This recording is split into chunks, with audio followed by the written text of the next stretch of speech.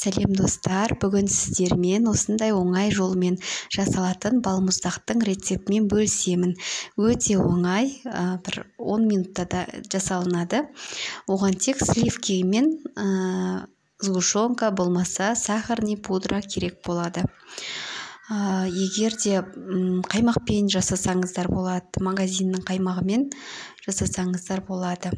Мен осы сливкимен жасап көрдім. Дәл дүкендегідей болып шықты. Кішкентай балаларыңызға жасап қуансаңыздар болады. Ең алдымен бізге құрғақ ыдысымызға сливкимізді құйып аламыз. Қанша керектігінің бәрін осы видеоның астына қалдыратын боламын. Миксермен айналдырып, бір араластырып аламыз сливкinin өзін.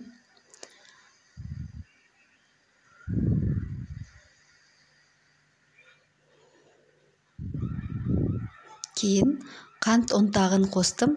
Қант ұнтағының орнына сгущенка қоссаңыздар да әдемі болады. Менде үйде сгущенка болмағандықтан осы сахарный пудраны қостым. Енді жақсылап араластырып аламыз. Міне осындай біркелкі масса болды. Қатты қою емес, орташа болды. Мен екі бөлікке бөліп, салмасына біреуіне шоколад, біреуіне малинаның тосабын салатын болам. Қалауларыңызша сіздер түрлі жасасаңыздар болады, түрлендірсеңіздер болады дәміне.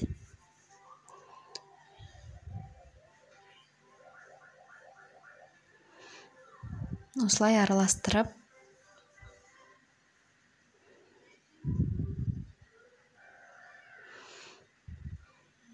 келесі осындай ыдысқа құйып алдым.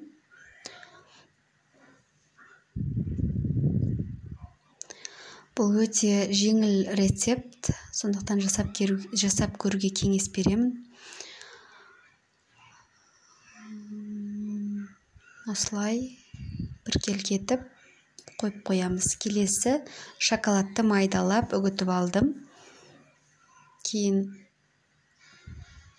қосып араластырып аламыз жақсылап.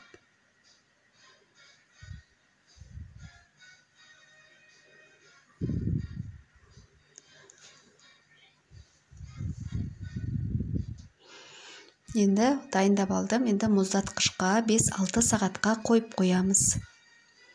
Мінекей менің мороженайларым дайын болды, балмұздақтарым. Дәмі дәл дүкендегідей болған. Сіздер де міндетті түрде жасап көріңіздер. Ас болсын.